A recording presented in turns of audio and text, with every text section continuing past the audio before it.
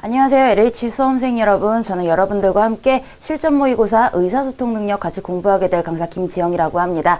이번 시간부터는요, 우리 봉투 모의고사 같이 풀어볼 텐데요. 1번부터 18번까지가 의사소통 영역으로 이루어져 있습니다. 우리 문제 보면서 같이 진행을 해보도록 하겠습니다. 자, 첫 번째 실전 모의고사 문제는요, 빈칸에 들어갈 단어로 가장 적합한 것을 고르시오. 이렇게 되어 있네요. 단어 문제인데요. 문맥상 어떤 단어가 가장 적절한지를 생각해 보시면 되겠습니다. 자, 문장 한번 읽어보면요.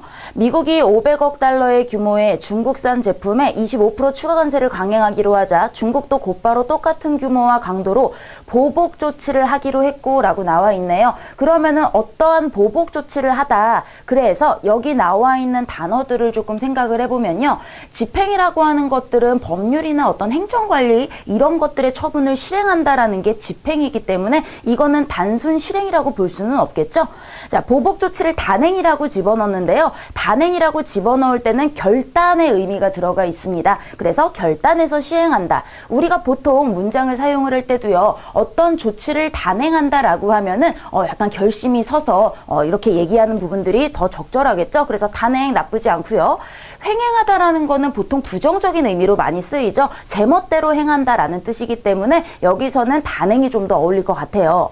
자, 수행이라고 하는 거는 계획대로 이루어내는 것이고요. 시행은 말 그대로 그냥 실제로 행한다. 이 정도의 뜻이 되겠죠. 그렇기 때문에 여기에서는 결단을 해서 진행을 한다라는 단행이 적절하겠네요. 자, 두 번째 문제도 같은 계열의 문제입니다. 포괄임금제는 회사가 노동자의 야근 특근을 미리 계산해 연봉에 포함시키는 제도이다.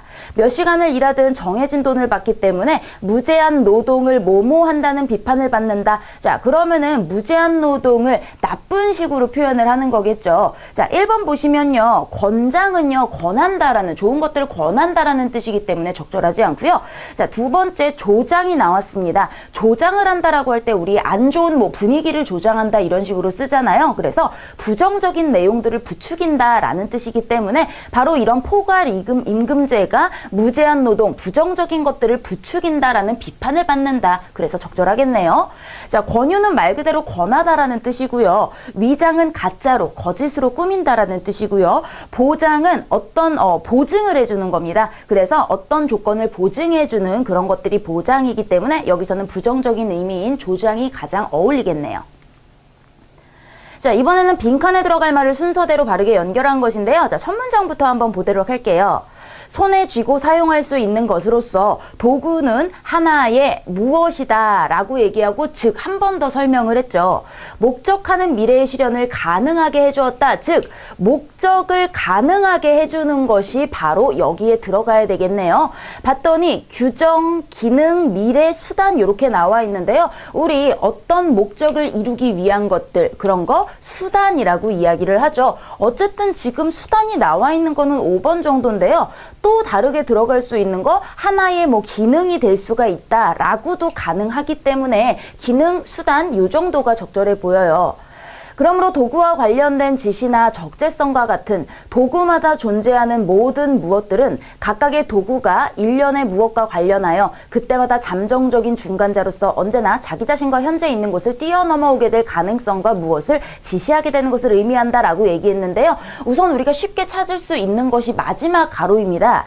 가능성과 무엇을 지시하는 것이다. 바로 미래에 오게 될 가능성. 그렇기 때문에 어떠한 미래를 지시하는 것을 의미한다. 우리 미래와 관련된 얘기는 5번밖에 없네요. 자, 그렇기 때문에 나머지도 한번 집어넣어서 읽어보면요. 도구마다 존재하는 여러 가지 규정들, 즉 그 규정들이 관련된 지시가 될 수도 있고요. 적재성이 될 수도 있고요. 이렇게 도구마다 존재하는 규정들이 도구가 일련에 가지고 있는 기능과 관련하여 그때마다 언제나 자기 자신과 현재를 뛰어넘을 수 있는 가능성과 미래를 지시하는 것을 의미한다라고 나오는 게 문장에서 적절하겠습니다. 자, 이번에도 전후 맥락에 적합한 단어를 고르라고 했는데요. 자, 문장에서 한번 찾아보도록 하겠습니다. 문화체육관광부가 공개한 차세대 전자여권의 디자인 시안을 보고 많은 국민들이 녹색에서 남색으로 바뀌는구나 라고 인식과 각인을 했을 텐데요. 자, 인식이라고 하는 거는 알게 되는 거고요. 각인은 말 그대로 색일 각자, 뇌리에 깊이 박히는 겁니다. 근데 이거는 색깔이 바뀌는구나 라고 그저 아는 정도가 되기 때문에 인식이 훨씬 더 적절하겠네요. 두 번째 문장 봤더니 공개 경선과 공개 경쟁을 통해서 라고 나와 있습니다.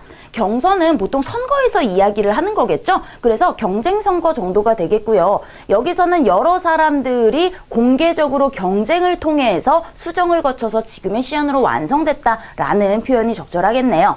자, 자료에는요, 디귿 문장 보시면은 현행과 현재 있는데요. 일반 여권 표지의 색상이 녹색에서 남색으로 디자인이 바뀐다라고 적혀 있습니다. 현행은 지금 행하고 있는 상태이기 때문에요. 이거는 우리 앞으로 바뀔 거야. 지금 여권 표지의 색상이 녹색이었는데 남색으로 바뀔 거야. 이렇게 진행이 되어야 되겠죠? 자, 그렇기 때문에 현행보다는 지금 색상이 남색으로 바뀌게 되었다. 자, 그리고 개선과 개수가 있습니다. 자, 개선이라고 하는 거는요, 더 좋을 선자, 나은 쪽으로 발전이 되는 것들을 개선이라고 하고요.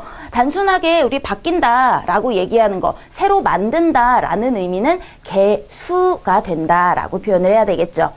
자, 문구 그대로 해석하면은 색상은 이미 남색으로 변경된 셈이다. 하지만 부침 자료에 사진으로 병기는요, 나란히 병자를 씁니다. 사진으로 나란히 된 설명이 될 수 있겠고요. 표기라고 하는 거는 말 그대로 겉으로 드러낼 수 있도록 보여주는 거죠. 그렇기 때문에 어떤 표기, 이렇게 드러내기 위한 표기 설명보다는 사진과 같이 병기된 설명이 더 적절한 문장 표현이 되겠습니다. 그렇기 때문에 이렇게 나와 있는 거 우리 2번 체크하시면 되겠습니다. 자, 이번에는 문장에서 밑줄 친 부분과 가장 유사한 의미로 사용된 것인데요. 자, 문장에서 이 녹는다를 보시면은요, 비타민은 기름에 녹는다. 즉, 액체가 돼서 스며서 혼합이 된다라는 뜻이겠죠.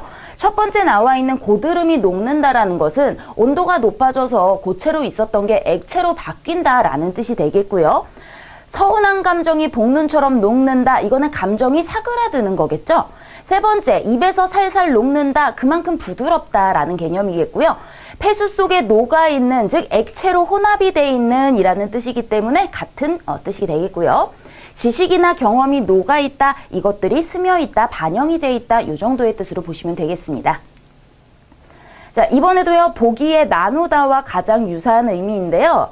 영업 1팀과 2팀에 해당하는 것으로 나눠주겠나? 자, 나누다는 이때 두 개, 분별해 놓다라는 거겠죠? 그렇기 때문에 분류의 의미를 찾아야 되겠습니다. 사과가 1개 남았으니 너희 둘이 사이좋게 나눠 먹어라. 이때의 나누다는 쪼개서 갈라서 먹어라 라는 뜻이겠고요. 술을 한 잔 나누면서 이때는 음식을 서로 나누어 먹는 거겠죠? 3시간 동안 의견을 나누었으나 의견을 주고받는 것이겠고요. 고향이 서울인 사람, 서울 외 지역인 사람들로 분류를 하고 있겠습니다. 나누다의 개념. 부부는 그렇게 모든 어려움을 나누면서 함께 하면서 그렇게 사는 사람들이라네. 이렇게 진행이 될 수 있겠네요. 자, 이번에는 쓰임이 적절하지 않은 것들입니다. 그러면요, 우리 읽어보면서 문맥에서 적절한지를 살펴보도록 할게요. 기억에 나와 있는 지우 두 번째 문장. 지방자치단체가 관리하는 저수지 중에 국가 중점 관리 저수지로 지정된 것은 정해졌다라는 뜻이기 때문에 적절하겠죠. 전국에서 덕진연못이 처음이다. 전주시는 덕진연못 수질 개선 사업을 적극 추진해 덕진공원을 도심의 명물, 수변, 휴양형 휴식공간으로 만든다는 구상이다. 이렇게 계획해서 생각을 했다라는 뜻입니다. 자, 디귿 봤더니요. 후백제 시대 편성된 것으로 알려진이라고 나와 있는데요. 이 편성이라고 하는 거는 짜서 만들어진 거죠. 그렇기 때문에 이때는 편성보다는 단순히 만들어졌다라는, 조성됐다라는 표현이 더 적절하겠네요. 막대한 예산이 들어갈 것으로 전망돼, 앞으로 우리가 알게 된다라는 거죠. 그래서 어떤 미래의 앞으로에 대한 계획을 이야기할 때 전망이라고 이야기를 합니다. 자, 미음은 마지막에 있어요. 덕진연목 수질 개선 연계 사업을 이끌어 나갈 수 있게 되었다, 진행해 나갈 수 있게 되었다, 이런 뜻으로 적절하게 들어간 단어라 볼 수 있습니다. 자, 이번에는 밑줄 친 단어의 사전적 의미로 적절하지 않은 건데요. 그러면 말 그대로 사전에 나오는 의미이기 때문에 사실 문맥이랑은 크게 상관은 없습니다. 자, 그러면 여기 뜻을 읽어보고요. 우리가 바꿔 쓸 수 있는지를 한번 살펴보도록 할게요. 팽배라고 하는 것들은요, 어떤 기운이나 사조가 거세게 일어난다라는 뜻인데요. 자, 이 팽배의 문장 보시면 권위주의 문화가 거세게 일어난다, 이렇게 바꿔봤을 때 적절하면은 제대로 사용이 된 거겠죠. 두 번째, 무마는요, 어물어물 덮어버린다랍니다. 자, 그렇기 때문에 부끄럼 없이 돈으로 대충 덮어버리려고 하는 뜻 괜찮겠죠? 3번의 체화는요, 경험을 통해서 알아지거나 이해된다라고 얘기했는데요. 권위주의 문화는 모든 기업 구성원의 생각과 행동에 체화되어 나타나기도 한다. 이런 권위주의 문화라고 하는 것들을 몸소 경험해서 이해가 된다라기보다 체화, 내 것이 된다, 몸체자를 쓰는데요. 내 거로 된다라는, 자기 것이 된다라는 뜻이 되어야 되기 때문에 경험을 통해 라기보다 자기 것으로 체화되어 나타난다가 더 적절하겠네요. 자, 다음에 월권을 보시면 자기 권한 바뀝니다. 권한을 넘어서는 거죠. 부패나 강압, 월권 등이 계층 피라미드를 타고 맨 아래까지 이어진다라고 했기 때문에 자기 권한 밖의 일을 관여하는 월권 괜찮겠고요. 자, 마지막 실말입니다. 풀어나가는 계기가 되는데요. 해결의 실말이 해결을 풀어나갈 수 있는 계기가 될 수 있겠다라는 뜻. 그래서 사전적인 의미는요. 이 문장을 한번 같이 연결을 해보시고 바꾸어 쓸 수 있는지를 살펴보시면 쉽게 풀 수 있는 문제라고 볼 수 있습니다. 자, 이번에는 한자어가 나왔는데요. 기억과 바꾸어 쓸 수 있는 것입니다. 한자어 같은 경우에는 한자의 뜻에 따라서 조금씩 의미가 달라지기 때문에요. 문맥 파악이 중요하겠습니다. 자, 기억의 문장 보시면요. 사람들에게 자신이 당한 억울한 일을 떠올리게 하면 예전에 당했던 일들을 다시 돌이켜 생각하게 만드는 거겠죠. 첫 번째 나와 있는 공상은요, 빌공자입니다. 그래서 공허한, 쓸데없는 생각이 뜻하겠고요. 묵상, 우리 눈을 감고 조용히 생각하는 게 묵상이겠고요. 그 다음에 상상, 상상이라고 하는 거는 형체를 마음속으로 그려낸다라고 생각을 하시면 되겠습니다. 자, 회상, 돌이킬 회자가 나왔네요. 과거의 일을 돌이켜 떠올리게 한다라는 회상이 적절하겠고요. 연상, 우리 연상작용이라고 그러죠. 꼬리에 꼬리를 물고 이어서 생각이 나는 것들이 연상되겠습니다. 자, 이번에는 제시된 글을 통해 전달하고자 하는 핵심 내용으로 가장 적절한 것입니다. 그렇기 때문에 우리 핵심 내용 중심 문장 찾아가면서 읽어볼 텐데요. 자, 첫 번째 단락 보도록 하겠습니다. 4차 산업혁명, 인공지능, 로봇 등 과학기술의 발전은 우리 사회의 직업세계 전반에 많은 영향을 미칠 것으로 예상된다. 자, 그렇기 때문에 시작은 여러 가지 과학기술 발전이 나왔지만 우리 사회와 직업세계에 많은 영향을 미칠 것이다 라는 전망으로 시작을 합니다. 4차 산업혁명 시대의 모습은 다양한 형태로 나타날 수 있겠지만 그 중에 가장, 이 많은 영향 중에 가장 특징적인 게 바로 초연결성이라고 초점이 모아졌어요. 초연결은 캐나다 사회과학자인 에나벨 콰나스와 베리 웰먼에 의해 시작된 용어로 네트워크를 통해 사람과 사람, 사람과 사물, 사물과 사물이 자유롭게 연결되어 커뮤니케이션 할 수 있는 것을 말한다. 이러한 기술이 활성화되는 사회를 초연결 사회라고 하는데 그래서 기술 이야기에서 초연결 사회로 초점이 넘어왔고요. 초연결 사회는 사람, 프로세스, 사물 등 모든 사물, 사람 간의 네트워크로 연결이 극대화된 사회를 말한다. 정의했습니다. 이를 통해 기존과는 다른 사회 서비스를 만들어내고 새로운 문화와 가치를 형성해 나가는 기반이 된다. 초연결 사회의 핵심 기술은, 자, 기술 얘기도 나왔네요. 사물, 인터넷, 클라우드 컴퓨팅, 빅데이터 등이며 이런 기술들은 서로 결합되어 모든 사물과 사람 간의 연결을 극대화하도록 지원한다. 결국에 초연결 사회의 기술들을 이야기하고 있네요. 초연결 사회와 거기에 핵심 기술이 이 단락이고요. 초연결의 기술들, 자, 요 단락 다시 받아서요. 초연결 사회의 직업 세계로 다시 한번 초점이 모아졌습니다. 그러고 봤더니 우리 첫 번째 화제로 제시됐던 우리 사회와 직업 세계 전반에 많은 영향을 미친다. 그래서 직업 사회로 넘어온 거겠네요. 초연결 사회의 직업 세계에서는 지능을 가진 기계와 사람 간의 협업, 저숙련 직무를 중심으로 인공지능 기계의 대체 직무에 따른 업무의 양극화 등이 가속화될 것으로 예측된다. 정교함이 떨어지는 작업이나 단순 업무들은 자동화로 인하여 인공지능이나 로봇으로 대체되고요. 초연결 기술들은 일하는 방식이나 일터의 변화를 수반하고 네트워크의 극대화와 디지털의 특성으로 유연한 근무 시간이나 재택근무가 확대되면서 독립 자영업자와 같은 일하는 방식이 일반화될 것으로 예측된다라고 마무리를 지었습니다. 자, 그러면 우리가 밑줄 친 것들을 다 포괄할 수 있는 핵심 내용들 살펴보면요. 초연결 사회란 무엇인가? 이거는 2단락에 정의 내린 그 일부에만 해당이 되겠고요. 4차 산업혁명 시대의 특징은 1단락만 확인이 되겠죠.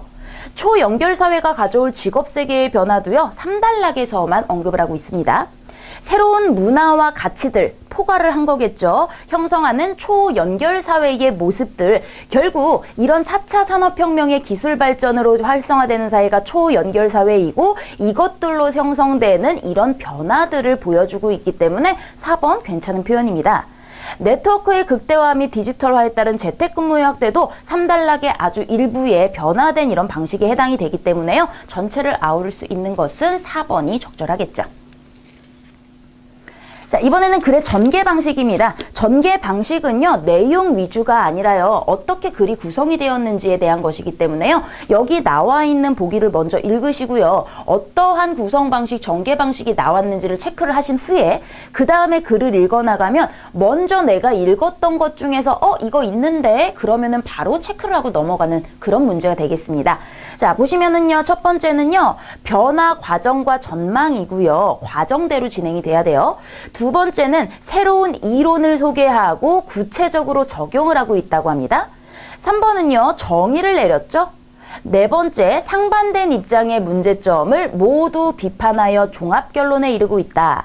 낯설고 익숙하지 않은 개념을 친숙한 대상에 빗대어 유추라고 이야기를 하죠. 자, 그러면은 어떻게 나왔는지 한번 가볍게 읽어보도록 하겠습니다. 바위와 달은 서로 다른 존재인가? 달이라는 것은 결국 바위 덩어리 아니던가? 그렇다면 우리가 바위의 성질을 모두 이해한다면 달의 성질도 이해하게 될 수 있지 않을까? 자, 여러 가지 질문을 통해서 문제를 제기하죠. 공기 속에 부는 바람을 바다에 이는 파도와 비슷한 원리로 이해할 수 있을까? 서로 다른 것으로 보이는 여러 움직임의 공통점은 무엇인가? 이런 질문들에 대한 올바른 답을 구하려면 우리는 언뜻 보기에 전혀 다른 듯한 대상들을 순차적으로 분석해서 다른 점이 별로 없는 근본까지 파고 들어가야 한다. 계속 파고 들어가다 보면 공통점이 발견되리라는 희망을 가지고 모든 물질과 자연현상을 낱낱이 분석해야 한다. 이러한 노력 속에서 우리의 이해는 한층 더 깊어지게 된다. 한마디로 이렇게 근본적으로 파고 들어가야 된다라는 내용을 얘기하고 있습니다.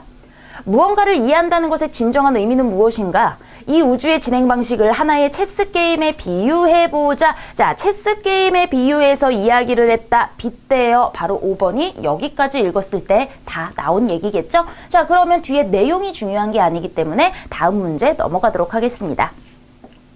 자, 이번에는 하나의 지문에 두 개의 문제가 연결되어 있는데요. 공고문을 읽고 이어지는 질문에 답하시오라고 나와 있네요.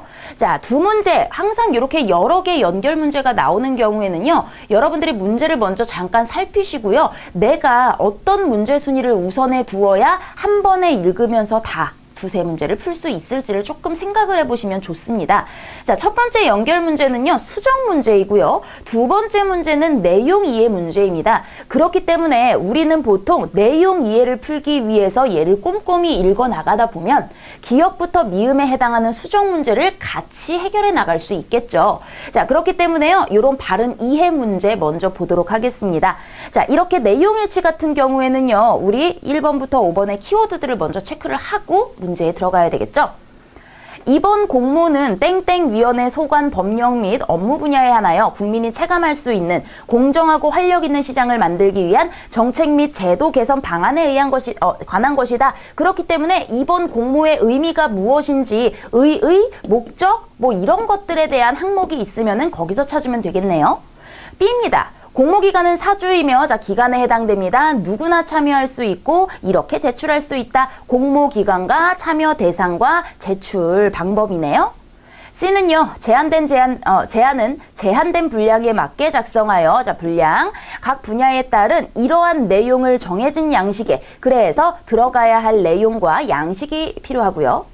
입상자가 없을 경우에는 시상하지 않을 수도 있으며 제한이 여럿인 경우에는 가장 높은 순위, 동일한 내용이 접수된 경우에는 접수 순서를 따지되 구체성 여부에 따라 시상될 수 있다. 자, 이렇게 진행이 됐기 때문에요. 우리 읽어 나가면서 우리 기억부터 같이 살펴보도록 하겠습니다. 2020년 땡땡위원회 국민행복 제안 공모입니다. 공정한 시장경제 질서와 화합을 위한 다이내믹 코리아라고 나와 있는데요. 다이내믹 같은 경우를 우리 앞에 문제에서 뭐라고 얘기했냐면요.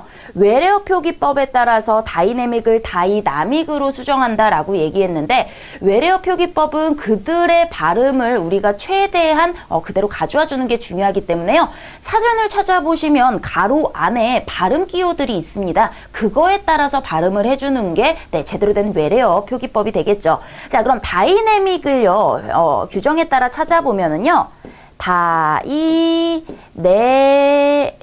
내자를 씁니다. 이 내자는 이에 해당하는 에에 해당이 되고요. 그렇기 때문에 다이내믹은 다이나믹이 아니라 얘가 원래 맞게 쓰인 것이기 때문에 우리 벌써 1번이 틀렸다라는 거 확인이 됐죠?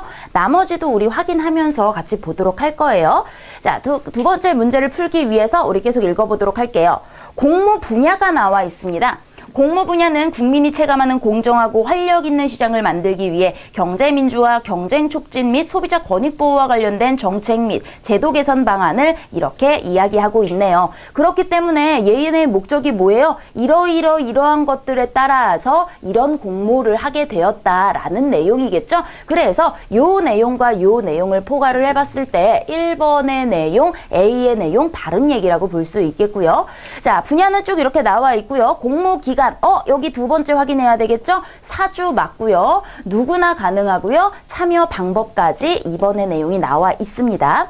자, 다음에 니은이 넘어갔네요. 니은은요. 우리 2020년 1월 3일이라고 되어 있는데요. 이 문장 자체는 틀리지 않았지만 띄어쓰기가 하나도 안 돼 있네요. 점 뒤에 띄어쓰기를 해야 하거든요. 자, 그러면은 요거 제대로 고쳤는지 확인을 해봤더니요. 네, 띄어쓰기 바로 이렇게 칸을 띄어서 수정해준다. 제대로 수정 가능했습니다. 자, 디귿도 보시면은요. 1월 31일자. 일과 자는 전부 다 날이라는 뜻이기 때문에요. 자 한번 빼주는 게 좋겠죠? 역시 3번에 그렇게 나와 있고요. 자, 계속 읽어보면요. 제한 양식이 있습니다. A4 용지 3장 분량 이내로 작성하되 중요성을 부각시키기 위해 부각하다라는 기본형을 생각을 해보면요. 두드러지게 하다라는 뜻, 이미 사동의 의미가 들어있기 때문에요. 시키다라는 사동의 접사는 굳이 또 필요하지 않습니다. 현황 및 문제점, 개선 방향, 기대 효과 등을 첨부 양식에 따라서 집어넣도록 한다. 이게 바로 우리 C가 이야기한 분량과 이런 내용에 대한 이야기겠죠. 자, 시상이 이렇게 있는데요. 심사 결과에 따라서 내역이 달라질 수 없고요. 입상자가 없을 경우엔 시상하지 않으며 다수 선정된 경우에는 최고 순위 1개 제한에 대해서만 시상한다라고 바로 4번에 나와 있는 내용 여기서 확인할 수 있겠고요. 그 다음에 결과 발표 이렇게 나와 있는데요. 홈페이지에 개시라고 나왔습니다. 뭐 개시는 우리 뭐 장사를 시작하다, 열다 이런 의미가 되겠고요. 홈페이지에 걸 개자를 사용하여 개시하다가 돼야 되겠죠. 유의사항 봤더니요. 반환하지 않는다라는 거, 재정 양식이 있다라는 거, 표절이나 이런 경우엔 취소한다라는 거, 동일한 내용이 접수될 경우에 다른 조건은 배제하고 먼저 접수한 제한만. 근데 여기는 구체성 여부 이야기가 추가로 나와 있기 때문에 5번의 내용이 틀린 내용이구나 알 수 있겠네요. 자, 이런 식으로 우리 한 번 다 쭉 읽어 나갔을 때 두 문제를 한꺼번에 해결해 나갈 수 있겠습니다. 자, 이번에도 두 문제 연결이 되어 있습니다. 먼저 문제 확인을 해보면요. 첫 번째 문제는 필자가 궁극적으로 전달하고자 하는, 즉 주제, 중심 내용 이야기하는 겁니다. 우리가 다 읽고 나면은 이 글이 어떤 내용인지 핵심적인 주제 확인할 수 있겠고요. 자, 두 번째는 윗글을 통해 추론할 수 있는 내용으로 적절하지 않은 것입니다. 추론 내용이기는 하지만 내용일치처럼 푸는 그런 문제 되겠죠. 자, 그렇기 때문에 우리는 두 번째 문제를 풀기 위해서 먼저 1번부터 5번 키워드 체크를 해보도록 하겠습니다. 신학 연구자들 중에는 무신론적 견해를 견지하는 이들도 있을 수 있다. 자, 신학 연구자들 중에 무신론적. 제임스 클러스 맥스웰은 신의 존재를 과학적으로 증명하려고 하였다. 이렇게 사람 이름이 나오는 것들은 찾기가 쉽죠.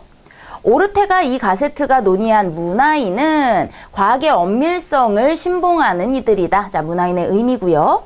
무신론에 입각한 도킨스의 가설은 유신론자에게 반대로 해석될 수도 있다.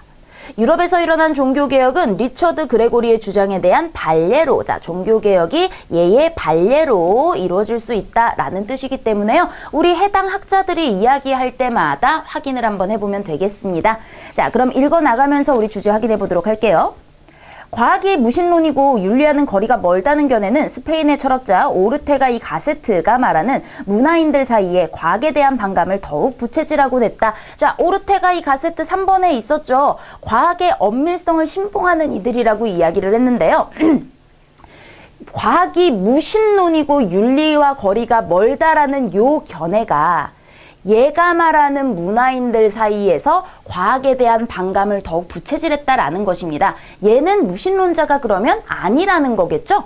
이 문화인들 사이, 즉 얘가 말하는 사람들이 과학에 대해서 더 반감을 부채질하고 하는 이런 문장이라는 뜻이기 때문에 윤리와 가깝다, 관계가 있다라는 뜻이 되겠습니다. 그래서 여기가 바로 3번의 내용 유추가 가능하겠죠. 자, 그런데요. 여기서는 과학의 엄밀성을 신봉하는 이들이라고 나와 있네요. 그렇기 때문에 과학의 엄밀성을 신봉하는 과학주의가 아니라 신은 있다, 윤리 이런 거 필요하다, 거리가 가깝다 라고 이야기하는 사람들이 문화인이기 때문에 3번의 내용부터 우리 틀린 거 확인이 가능했습니다. 자, 그러면은 우리 나머지들도 확인을 하기 위해서 쭉 읽어보도록 할게요. 이 두 가지 반감의 원인이 타당한 것인지는 좀 더 살펴볼 필요가 있다. 사실 과학자도 신의 존재를 믿을 수 있고 더 나아가 신의 존재에 대한 과학적 증거를 찾으려 할 수도 있다. 무신론자들에게는 이것이 지루한 과학과 극단적 기독교의 만남 정도로 보일지도 모른다. 그러나 어느 누구도 제임스 클러크 맥스웰 나왔습니다. 분자 구조를 이용해서 신의 존재를 증명하려 했던 것을 비웃을 수는 없다. 자, 맥스웰 이야기 증명하려고 했다라는 거 2번 여기서 찾을 수 있겠고요. 물론 과학자들 중에는 무신론자들도 많이 있다. 동물학자 도킨스는 모든 종교는 무한히 복제되는 정신적 바이러스일지도 모른다는 의심을 갖고 있었다. 그러나 확고한 유신론자들의 관점에서는 이 모든 과학적 발견 역시 신에 의해 계획된 것을 발견한 것이므로 종교적 지식이라고 할 수도 있다라고 반대 의견이 나왔습니다. 자, 도킨스의 가설에 대한 이야기였죠. 유신론자들 관점에서는 그럴 수도 있다. 4번의 내용이 여기 나왔네요. 따라서 과학의 본질을 무조건 비종교적이라고 간주할 수는 없을 것이다. 오히려 과학자나 종교학자가 모두 진리를 찾으려고 한다는 점에서 과학과 신학은 동일한 목적을 추구한다고도 할 수 있다. 과학이 물리적 우주에 관한 진리를 찾는 것이라면 신학은 신에 관한 진리를 찾는 것이다. 그러나 신학자들이나 혹은 어느 정도 신학적인 관심을 가진 사람들은 신이 우주를 창조했다고 믿고 우주를 통해 신과 만날 수 있다고 믿기 때문에 신과 우주가 근본적으로 뚜렷이 구분되는 대상은 아니라고 생각한다. 사실 많은 과학자들이 과학과 종교는 서로 대립되는 개념이라고 주장하기도 한다. 자, 리처드 그레고리 나왔습니다. 과학이 전통적인 믿음을 받아들이기보다는 모든 것에 질문을 던지기 때문에 과학과 종교는 근본적으로 다른 반대 자세를 가지고 있다고 주장한 바가 있다. 그러나 이것은 종교가 가지고 있는 변화의 능력을 과소평가한 것이다.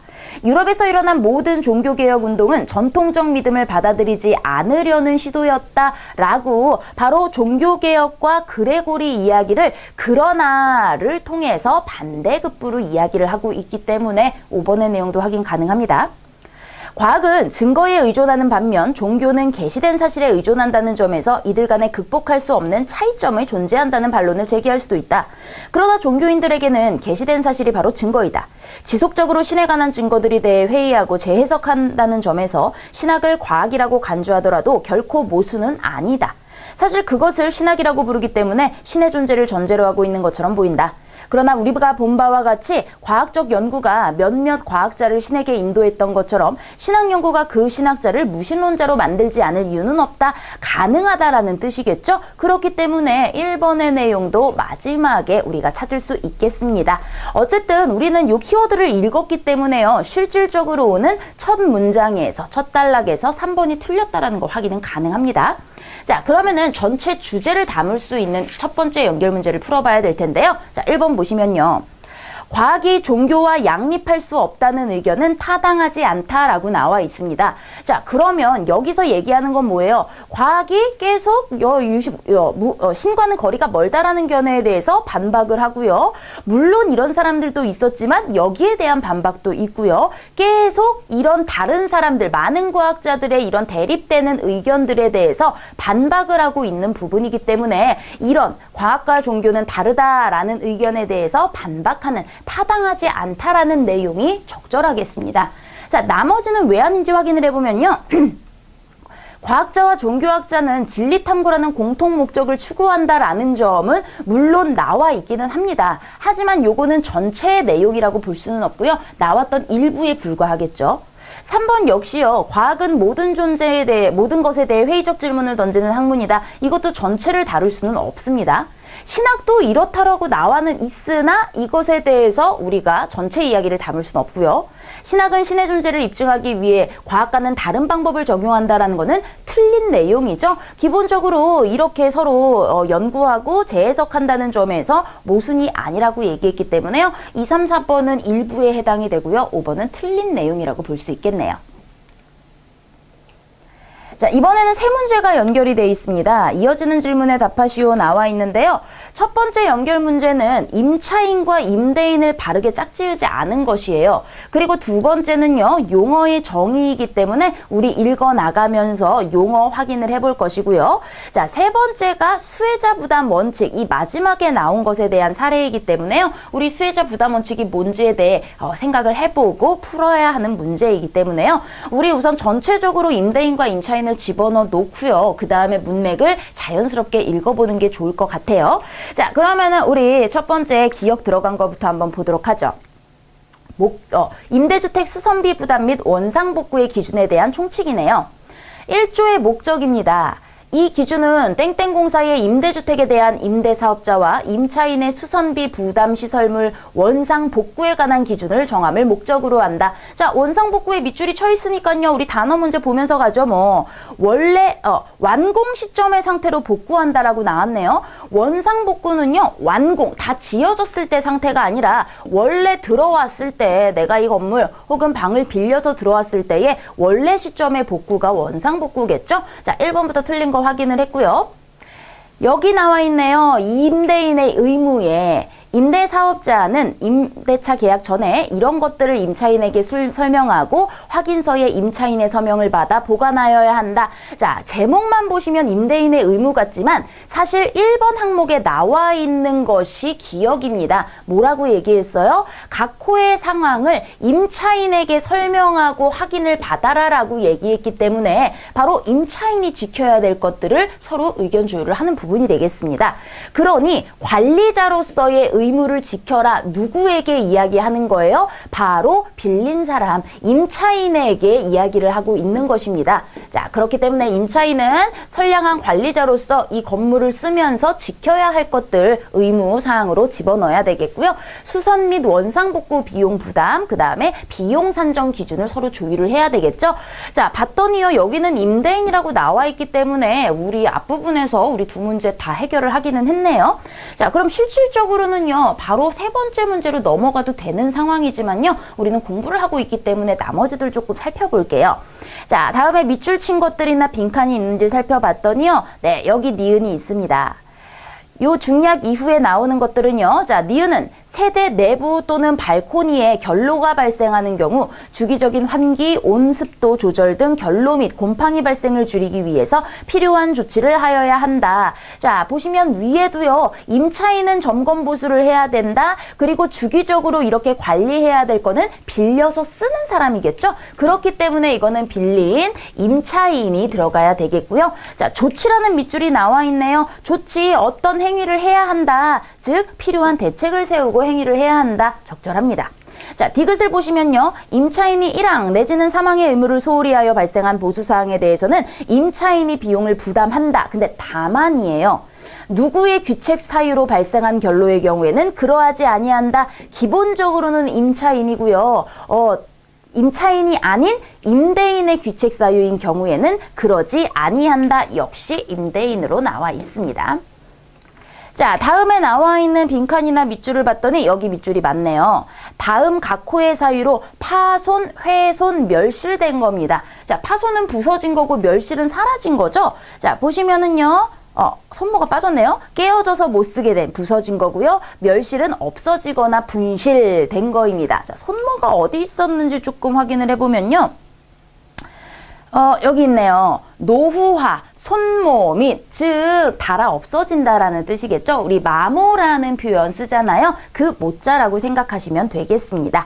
자, 그러면은 우리 다음에 빈칸 리을, 요 단락 자체가요, 수선비 부담의 주체에 대해서 이야기를 하고 있습니다. 자, 리을을 봤더니요, 고의 또는 과실, 사용상 부주의로 이렇게 된 경우에는 임차인이 부담한다라고 나와 있기 때문에 당연히 임차인의 고의, 과실, 사용상 부주의가 들어가야 되겠고요.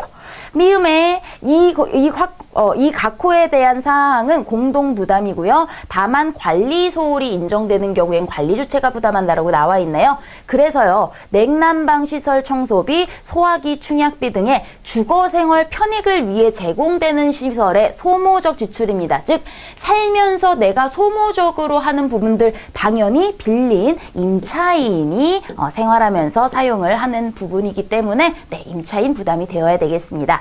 자, 마지막 문제가 바로 수혜자 부담 원칙에 따른 건데요. 자, 수혜자 부담 원칙으로 한번 넘어가 보면요. 네, 사례로 적절하지 않은 겁니다. 수혜자 부담이라고 하는 건요, 수혜를 받은, 즉 사용해서 내가 편의를 보고 있는 사람이 직접 부담을 한다라는 뜻이기 때문에 여기서는 우리 임차인이라고 생각을 할 수 있겠죠.